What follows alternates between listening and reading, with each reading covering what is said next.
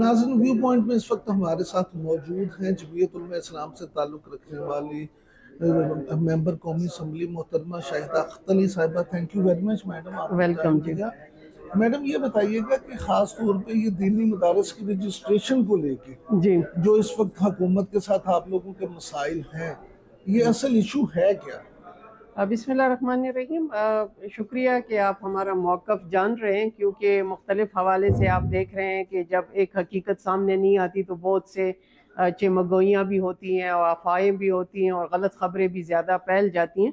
जी, असल सूरत हाल ये है कि ये एक जो एक्ट है 1860 का सोसाइटी एक्ट, उसके अंडर जो है एक मदारस रजिस्ट्रेशन बिल था, जो कि 26वीं आइनी तरमीम पे जब हमारा वोट इनको दरकार था हुकूमत को 2/3 मेजॉरिटी के लिए, तो हमने इस हवाले से ये बिल यहाँ पे असम्बली में इसके साथ नती किया ताकि ये पार्लियामेंट से पास हो जाए और वंस फॉर ऑल जो रजिस्ट्रेशन है मदारिस की उसका मसला हल हो जाए।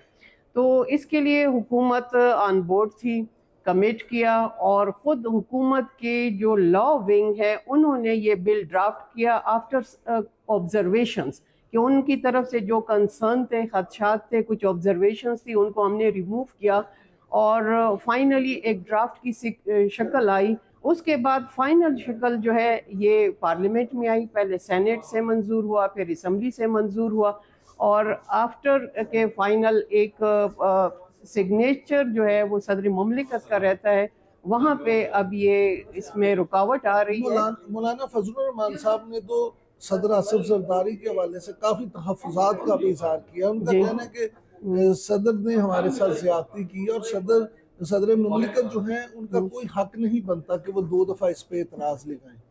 बिल्कुल, देखें, एक मरतबा एतराज़ लगा के असम्बली में आया, जो स्पीकर के पास आया, फिर वो ऑब्जर्वेशन जो है वो रिमूव कर दी गई और वापस सदर मुमलिकत के पास किया।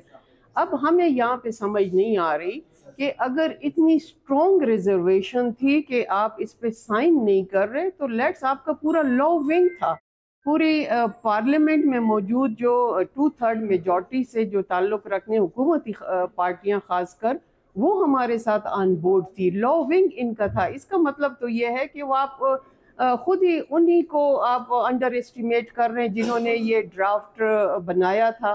तो ये चीज़ें जो है अगर मैं कहूँ कि फिर ये फैसले कहीं और होते हैं और हम जस्ट फॉर वोटिंग बैठे हुए, तो फिर तो ये बात बिल्कुल सही है कि पार्लियामेंट की सुप्रीमेसी कहाँ रह गई।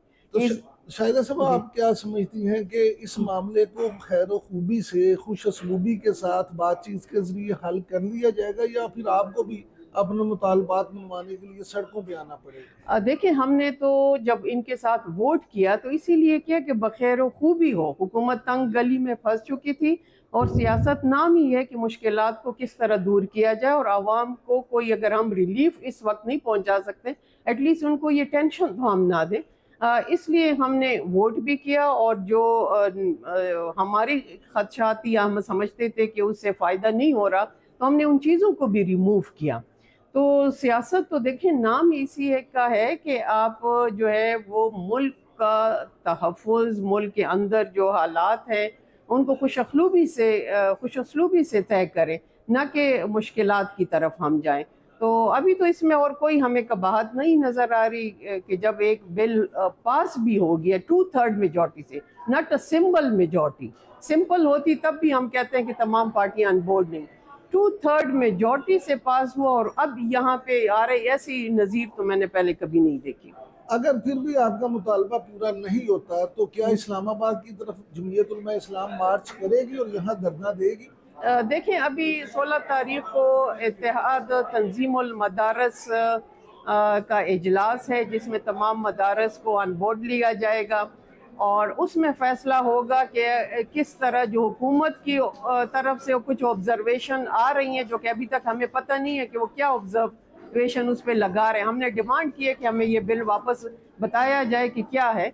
तो उस इजलास में जो फैसला होता है उसके बाद जो है फिर हम अपना लाहे अमल बताएंगे। अभी तक तो यही है कि ज़ाहिर है हमारे पास एक जमहूरी हक है कि हम अपना हक मनवाने के लिए हुकूमत पे जो हमारा स्ट्रीट पावर है वो हम शो करें। पीटीआई ने जो मुज़ाकरात की दावत दी है हुकूमत को और एक कमेटी बनाई है, क्या आप ये समझते हैं कि वाकई हुकूमत और पीटीआई दोनों मुज़ाकरात के लिए संजीदा हैं या ये सिर्फ सियासी दाव है?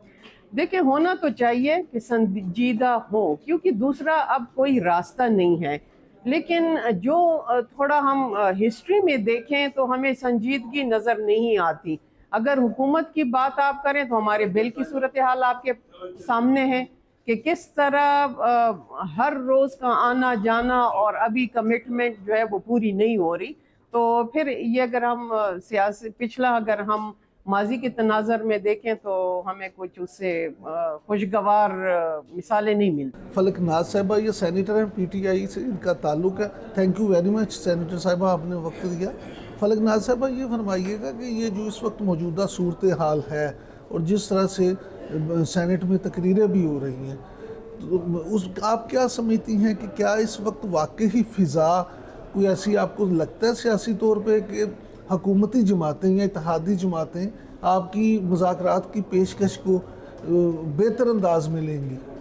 देखिए जी, आप सब लोगों को पता है पाकिस्तान तहरीक इंसाफ इस मुल्क की सबसे बड़ी पार्टी है। इमरान खान सिर्फ पाकिस्तान के नहीं, उम्मत मुस्लिमा का सबसे बड़ा लीडर है। मेरे लीडर इमरान खान ने ख़ुद मुल्की मफाद के लिए, पाकिस्तान के लिए उसने मुज़ाकरात की पेशकश की है। मुज़ाकराती कमेटी भी उसने बनाए हैं।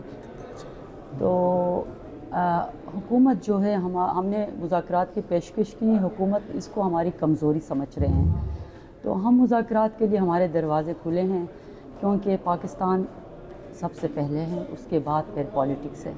तोशाखाना 2 केस में एक बार फिर पीटीआई बानी, पीटीआई इमरान खान और उनकी बेगम बुशरा बीबी पे फ़र्द जुर्म आयद कर दी गई है। तो ये मुज़ाकरात कैसे चलेंगे? एक तरफ मुज़ाकरात की बात हो रही है, दूसरी तरफ उन पे फ़र्द जुर्म भी आयद की जा रही है, मुकदमात भी कायम किए जा रहे हैं। ये देखिए, ये सारे सियासी केस हैं। इससे पहले भी जितने भी खान के ऊपर और उसकी जो साबका खातून अवल के ऊपर जितने भी केस बने थे, वहाँ से वो बरी हो चुकी हैं। अभी हमारा लीडर इमरान खान नाहक जेल में है। ये सारे सियासी केस है। खान के ऊपर डेफस से मुश्किलात है, वो मुश्किलात का सामना करते आ रहे हैं जी। ये ऐसी कोई बात नहीं है। शेरी रहमान साहिबा ने जो तकरीर की, उस तकरीर के दौरान आप पे भी इतराज़ हुआ, आपने वहाँ के जवाब भी देने की कोशिश की, लेकिन वो तो कहती हैं कि आप आज़ादी तो मांगते हैं, आप ये तो कहते हैं अब कि ये हो, लेकिन ये तो देखें ना कि आज़ादी की कीमत अदा करना पड़ती है। और आपने अगर 9 मई का उन्होंने जिक्र किया और फिर 26 नवंबर का किया, तो हुकूमती पार्टियाँ जो हैं इत्तेहादी, वो तो आपको इन तमाम वाक़यात की ज़िम्मेदार समझती हैं। देखिए, मैं जो श्री रहमान की जो बातें हैं वो सिर्फ सियासी बयान है, मैं उस पर कोई कमेंट्स नहीं करूँ। जहाँ तक पीटीआई की बात है, 9 मई का फ़ायदा किसको हुआ वो भी आप लोगों को पता है। इसके बाद जी मेरे लीडर इमरान खान ने कहा था कि 9 मई में जो वाक़यात हुए हैं उसका जुडिशल कमीशन होना चाहिए, और जो मेरे पार्टी के लोग भी इसमें अगर मुलविस हुए तो उनको भी मैं पार्टी से निकाल दूंगा। खान ने ये कहा था, इन्होंने जुडिशल कमीशन नहीं बनाए। इसके बाद अभी जो 26 नवंबर में जो वाक़या हुआ है, पाकिस्तान के जो एक मासूम शहरी अपने लीडर, उनका एजेंडा सिर्फ यही था अपने लीडर इमरान खान के रिहाई के लिए। इस्लामाबाद भी पाकिस्तान का हिस्सा था,